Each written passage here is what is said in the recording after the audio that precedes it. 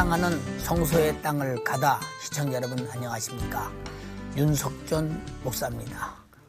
오늘 또 12지파들을 짚어보면서 그 속에서 나타난 하나님의 섭리, 그리고 그 속에서 나타나는 오늘날 우리에게 주는 교훈을 뜨겁게 느끼면서 많은 은혜를 받습니다.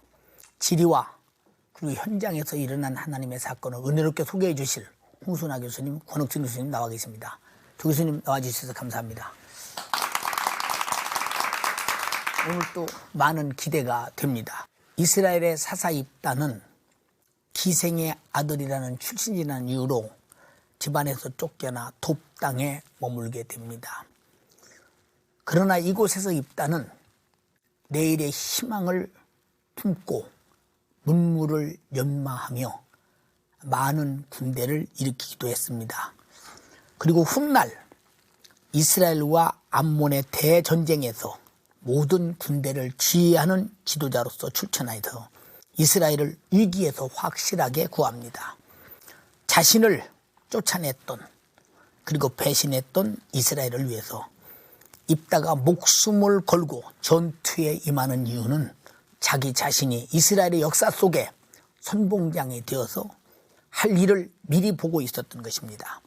믿음의 사람 입다의 고향이 바로 므낫세 지파의 영토였던 바로 길리앗 여러 가지 에리오, 그곳으로 여러분은 가보시겠습니다.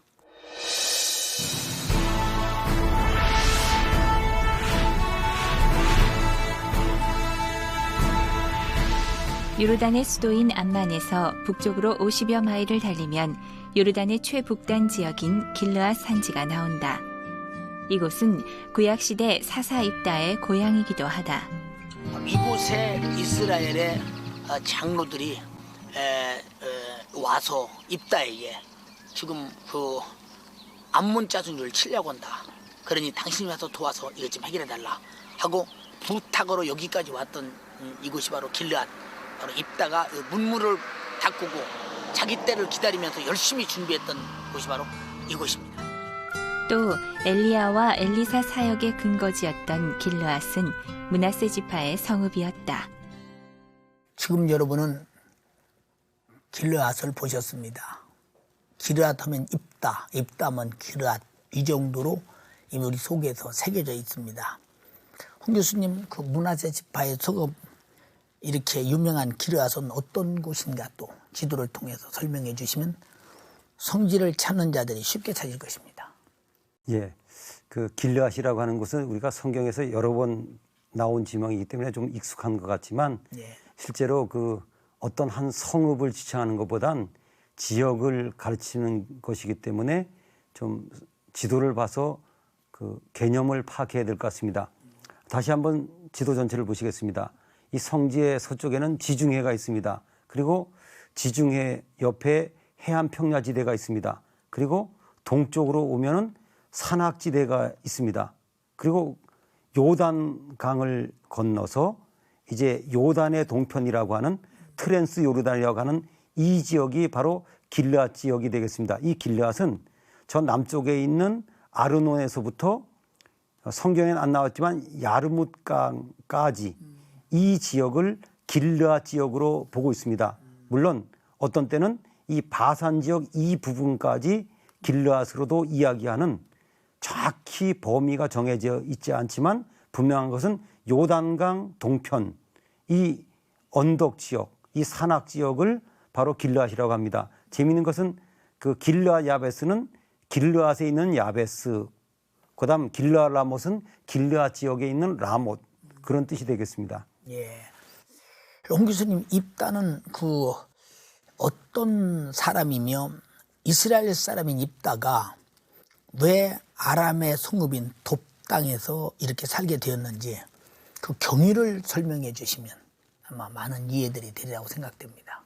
예, 그 입다라고 하는 사람은 길르앗의 용사라 그랬습니다. 그러니까 그 지역 이름을 따가지고 그 사람을 영으로 표현하고 있는 거죠. 예. 목사님도 처음에 말씀하셨듯이 그는 이제 그 이복 형제들의 그 핍박을 받았습니다. 왜냐하면 어머니가 기생이었기 때문에 그 요즘도 뭐 집안에서 갈등이 일어나 가지고 가출하는 경우도 있듯이 예. 그는 형제들의 그 갈등 그 핍박 때문에 견딜 수가 없어서 집을 뛰쳐나온 겁니다. 그래서 돕당이라고 하는 곳으로 갔는데 이 돕당은 대개 학자들이 그 시리아의 타이베라고 하는 마을로 보고 있습니다. 그 타이베라고 하는 말이 그 돕과 연결성이 있는 단어이기 때문에 그렇게 쓰고 있습니다. 그래서 그는 그곳에 가족을 떠나서 살고 있었는데 그가 좀 뛰어난 사람이기 때문에 주위에 좀 뭐 성경에 보면 잡류라고 나와 있는데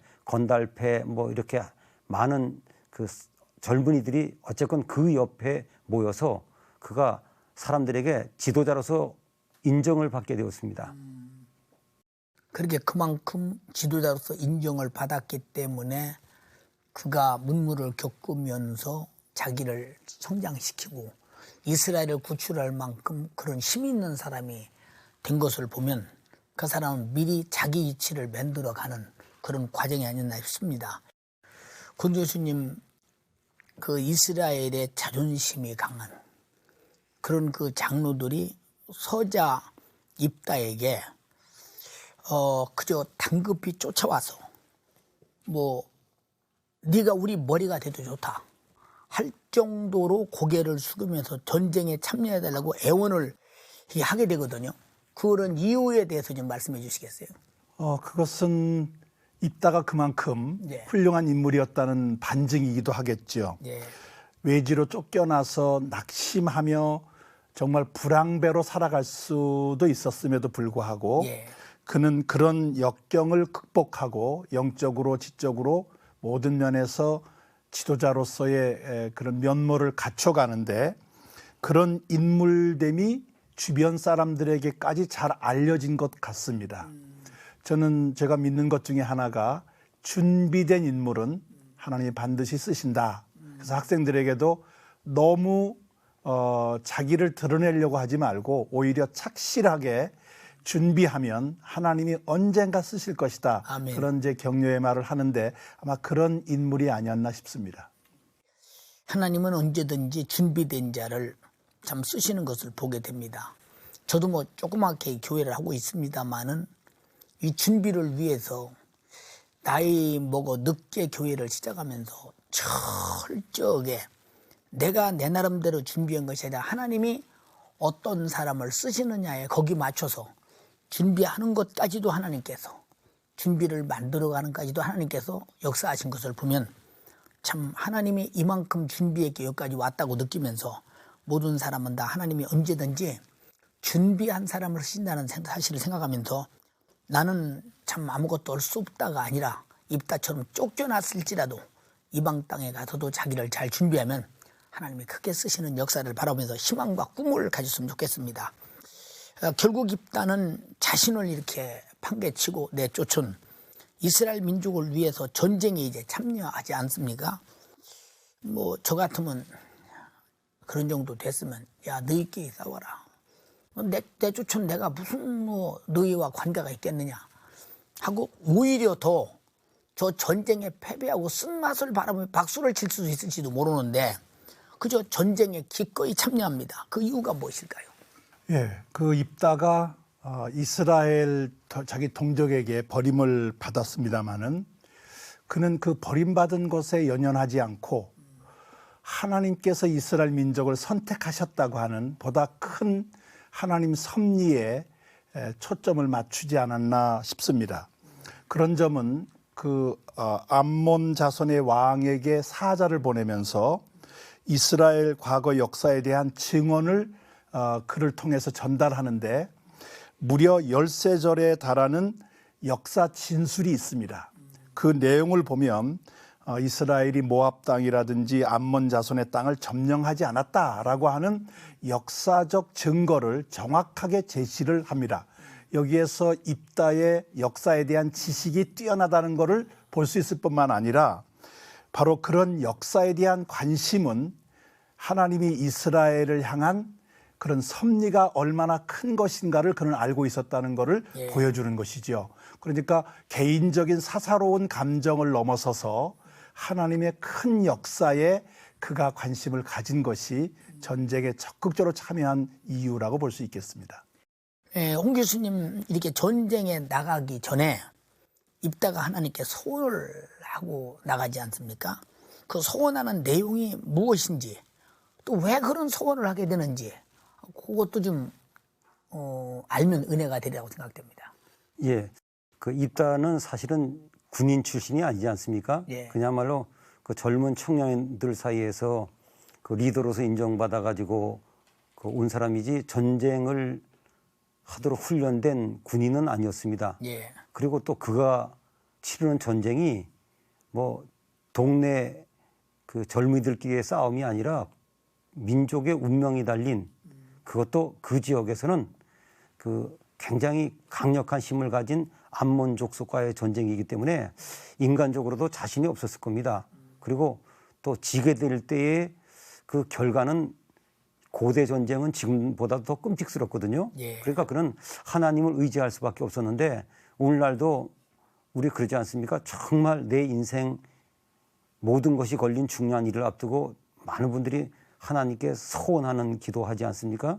그래서 그는 그 정말 하나님을 의지하기 위해서 그 많은 사람들이 했던 것처럼 소원을 했는데, 만약 이기고 돌아오게 하시면 우리 집에서 제일 먼저 나를 영접하는 사람을 번제로 바치겠다고 하는 그야말로 극단적인 소원을 할 수밖에 없도록 그가 급박한 지경에 처했던 것을 알 수 있겠습니다. 그 소원으로 인해서 그 전쟁에서 대승리를 가져오고 이 소원을 하나님 받으셨던 것이겠죠. 그리고 돌아온 후 입다와 그 예동딸 사이에 참 무척 가슴 아픈 사건들이 벌어지는 것을 보게 됩니다. 근데 그 사건이 어떻게 펼쳐지는지 참 궁금하거든요. 예, 그 입다가 승전의 기쁨을 안고 돌아왔는데, 글쎄 자기 집에 도착해 보니까 제일 먼저 환영 나온 사람이 무남동녀인 자기 딸이 소고를 치면서 환영하는 걸 보고 그는 정말 너무 괴로워서 자기 옷을 찢었다 그럽니다.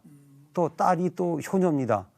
그 아버지의 그 뜻을 알고 순종하겠다 그럽니다. 대신 2달의 말미만을 달라 그래가지고 2달 후에 그 입다는 소원대로 그 갚았다고 성경 이 가슴 아픈 사건을 기록하고 있습니다. 권 교수님, 오늘날 우리 믿는 우리 많은 성도들도 이런 새로운 일을 시작할 때마다, 다급한 일을 시작할 때, 큰 일을 시작할 때, 그리고 불가능하다고 생각되는 일을 가능하게 하려고 생각할 때, 시작할 때 하나님께 소원, 즉 이것을 도와주면 내가 어떻게 하겠다는 약속을 이렇게 많이 하는 일들을 보게 됩니다. 이 경우 입다의 사건을 통해서 어떤 교훈을 얻어야 할지 그 은혜로운 말씀을 주시기 바랍니다. 한 2가지가 우리에게 교훈이 된다고 봅니다. 예. 물론 이 입다가 살던 당시의 상황 속에서 정확하게 해석을 해야 되는데, 예. 어떻든 간에 그가 했던 그 서원은 조금 감정에 치우친 서원이 아니었나 그런 생각이 드는데, 우리가 하나님 앞에 그 감정에 치우친 서원을 하다 보면 하나님 영광을 위한 것이기보다는 자기 자신을 드러내기 위한 그런 서원이 되기가 쉽다는 것입니다. 예. 그런 점에서 우리가 간절한 마음으로 서원을 하되 하나님의 뜻에 어디에 있는가를 분별하는 그런 조심성이 필요하겠다 하는 것이고요. 또 하나는 일단 하나님 앞에 서원한 것이라면 지키려고 노력해야 한다는 것입니다. 예. 입다가 비록 잘못된 서원이긴 하였지만 결과를 그 자기 딸을 번제물로 바쳐야 하는 것인데 그것을 무효화하지 않고 그대로 지켰다는 것이죠. 서원을 하면 그것이 비록 자기 자신에게 해로운 것이라 할지라도 지켜야 한다고 하는 성경의 가르침, 시편 15편 4절의 말씀을 기억나게 하는 그런 사건이기도 합니다. 예.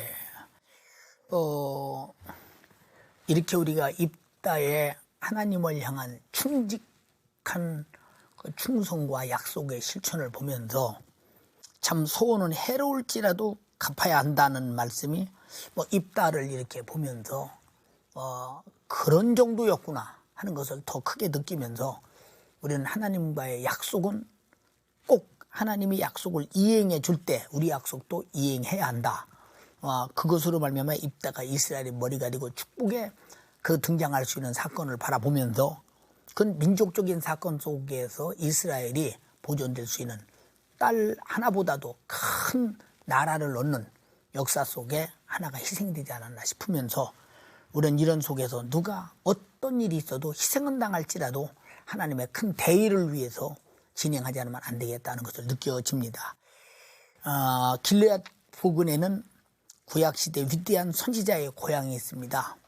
바로 엘리야의 고향, 그 유명하죠. 엘리야. 생각만 해도 엘리야 하면 벌써 해오리 바람을 타고 공중에 들림받은 죽음을 맛보지 않는 사람, 그리고 많은 북방 이스라엘을 아주 변화시킨 사람, 우린 느껴집니다. 바로 그의 고향이 디셉이지요.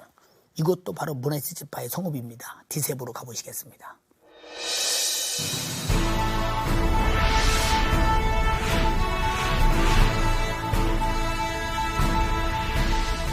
요르단 최북단에 있는 산지 길르앗.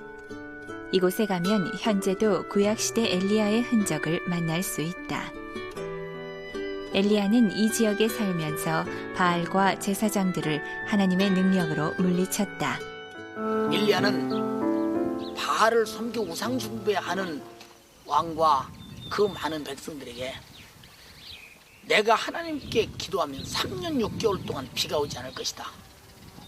그래서 기도한 즉 3년 6개월 동안 비가 오지 않았습니다. 길르앗에는 엘리야의 고향인 디셉이 있다. 바로 요 밑에 조그마한 그 동산, 물론 여기가 너무 높기 때문에 조그맣게 보입니다만 그 지역에서 태어났다고 합니다. 디셉 사람 엘리야. 엘리야의 아버지나 그가 속한 지파의 이름은 성경에 한 번도 언급되지 않았지만 그를 디셉 사람 엘리야로 지칭하는 표현은 무려 6번이나 나온다. 엘리야의 고향 디셉. 이곳은 므낫세 지파의 성읍이다. 여러분은 지금 디셉을 보셨습니다. 엘리야의 고향입니다. 그곳에서는 어떤 일이 일어났을까 또 궁금하며 기대가 됩니다. 홍 교수님 먼저 그 므낫세 지파의 성읍 디셉에 대해서 또 자세히 일러주시죠. 예, 제가 이 프로를 진행하면서 굉장히 그 보람을 느끼는 것은 우리가 성지에 대한 지식이 너무 단편적이고 너무 유명한 곳 위주로 알고 있는데 이렇게 중요한 장소들이 소개될 수 있어서 얼마나 감사한지 모르겠습니다. 지도를 보시면서 설명을 드리겠습니다. 지금 이 지역에 요단강이 지나가고 있고 이 지역을 요단계곡이라고 하는데 그 해수면보다 200m 이상 낮은 곳입니다. 그런데 이 요단강 동쪽으로 가면 고원지대가 계속되고 있습니다. 그래서 여기에 가면 이제 그 언덕 위 지역에 해발 802m가 되는 지역에 키르벳 리스팁이라고 하는 곳이 있습니다. 이곳에 가면은 이곳보다 더 유명한 것이 500m 옆에 있습니다. 마르 엘리아스라고 하는데 엘리야의 산입니다. 여기가 왜 유명하냐면 비잔틴 시대 때 우리 믿음의 선조들이 이 지역을 엘리야의 고향으로 보고 엘리야의 산이라고 하는 수도원 교회를 만들어 놨습니다. 지금 한창 발굴 중입니다. 그 바로 옆에 이 엘리야가 태어난 고향으로 보는 디셉이라고 하는 곳이 있습니다. 꼭 방문했으면 좋은 그러한 장소가 되겠습니다. 예. 권 교수님, 하나님께서 엘리야를 이렇게 크게 사용하셨는데 참 북방 이스라엘에서 엘리야가 참 사용당할 때 많은 어려움도 느끼고 죽음도 산 문턱 앞에까지 오면서까지 그렇게 순교 정신으로 사용당했는데 그 섭리가 있다면 무엇일까요? 그 엘리야가 활동하던 시대는 북왕조 이스라엘 아하방 시대입니다. 예. 근데 이 아하방 시대는 나라가 남북으로 분열되면서 상당히 혼란기를 겪다가 안정기에 들어선 때입니다. 예. 그래서 아하방은 그 외국과의 관계를 더 돈독하게 하기 위해서 이세벨이라고 하는 왕후를 이제 맞이하게 되는데 이방 왕의 그 딸입니다. 그런데 이 이세벨이 바알 선지자 또 아세라 선지자들을 대동하고 와서 이스라엘의 신앙을 왜곡되게 오도를 하기 시작합니다. 이 경제적으로 정치적으로 안정된 시대였지만 종교적으로 신앙적으로는 잘못된 시대가 바로 이 시대인데 그래서 하나님께서 3년 6개월 동안 비와 이슬을 내리지 않게 하셨다 하는데 그 바알 종교가 바알이 그 농업을 관장하는 신, 곧 비를 내리는 신으로 알려져 있습니다. 예. 하나님께서 그 이스라엘이 바알 종교에 빠지다 보니까 바알이 내리는 비를 멈추게 해버린 것입니다. 그런 면에서 이제 이스라엘이 크게 어려움을 겪는데 그때 엘리야가 부름을 받고 이스라엘을 일으켜주는 부흥운동이 일어납니다. 저는 여기에서 경제적으로 부흥하던 때 그러나 동시에 신앙적으로는 잘못된 때 바로 그때가 부흥을 일으킬 때가 아닌가 그런 생각을 가지면서 우리가 좀 그런 시대적인 흐름을 보면서 우리 자신을 돌아볼 필요가 있겠다 싶습니다. 지금까지 므낫세 지파 사람들의 삶을 이렇게 추적해 보았습니다. 권 교수님, 이 므낫세 지파가 이스라엘에 끼친 영향이 있다면 무엇일까 평가해 주시겠어요? 예, 그 한 지파를 이렇게 평가한다는 게 쉽진 않은데요. 예. 먼저 므낫세 지파는 다른 지파와는 달리 요단강 양편 쪽에 요단강 동편은 모세에 의해서 분배를 받고 요단강 서편은 가나안 정복을 마친 다음 요수아에 의해서 분배를 받은. 근데 이 땅 모두가 다 기름진 땅입니다. 그러니까 아주 므낫세가 좋은 땅을 넓게 분배를 받았는데 아마도 아버지 요셉의 그런 영향이 아닌가 싶습니다. 담장을 넘은 무성한 가지라고 하는 그런 축복을 예고받았는데 바로 그 무성한 가지가 므낫세를 통해서 나타났다 그렇게 보여집니다. 특히 이 므낫세 지파 가운데는 아주 용맹스러운 지파로 잘 알려져 있고 그 용맹함을 보여주는 대표적인 두 인물이 있습니다. 하나는 서쪽에서 활동했던 기드온, 그리고 또 하나는 동쪽에서 활동했던 입다, 두 사사가 므낫세 지파 출신이지요. 그리고 오늘 함께 나누었던 엘리야도 므낫세 지파 땅 안에서 출신이기 때문에 아마 엘리야와 같은 훌륭한 인물도 그런 므낫세 지파의 영향이라고 볼 수 있겠습니다. 이게 므낫세 지파에서 사실 입다나 기드온이나 엘리야 같은 인물, 참 큰 인물이 나왔네요. 많은 영향을 주었다고 우리는 참 이해가 되어집니다. 오늘 교수님 말씀 이렇게 듣고 은혜로워서 더 은혜를 받고 은혜를 사모하는 마음으로 또 방청객의 질문이 있습니다. 방청객의 질문을 받아보겠습니다.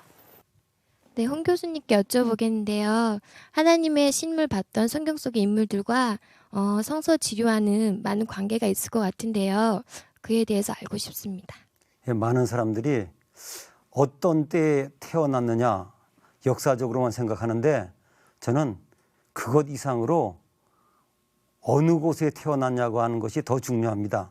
지리는 땅에 대한 이야기거든요. 하나님이 쓰시는 사람들은 하나님께서 예정하신 또 예수님이 예정하신 그러한 곳에 태어났기 때문에 쓰임을 받은 것을 알 수 있습니다. 그러니까 그 하나님의 쓰임을 받을 수 있는 조건이 시간에도 있지만 장소에도 있다. 그래서 그들은 하나님의 쓰임을 받을 수 있는 곳에 태어났기 때문에 하나님의 쓰임을 받았다고 하는 것도 우리가 늘 깨달아야 될 진리라고 생각합니다. 네, 권 교수님께 여쭤보겠습니다.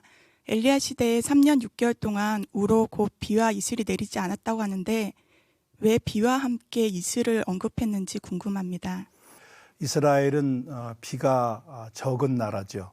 그래서 항상 물 부족을 경험하는 나라인데 그래서 이슬이 굉장히 중요합니다. 특히 여름철에는 비가 한 방울도 오지 않는데 그런 때에 여름 과일들이 성장하고 익고 추수를 하게 됩니다. 그때 이 여름 과일은 전적으로 이슬에 의존해서 성장한다고 볼 수 있습니다. 이스라엘에서는 비를 측정하는 기관도 있지만 이슬만 측정하는 기관도 있어요. 그래서 가장 많이 내리는 지역에는 1년에 한 100mm 정도 이슬이 내린다고 알려져 있습니다. 오늘 교수님 이렇게 말씀 들으면서 아마 방청객들이 충분한 아마 이해가 됐으리라고 믿으면서, 그리고 많은 사람들에게도 오늘 주신 그 말씀들이 상당히 신앙생활의 노전기가 됐으리라고 생각됩니다. 오늘 두 교수님 고맙습니다.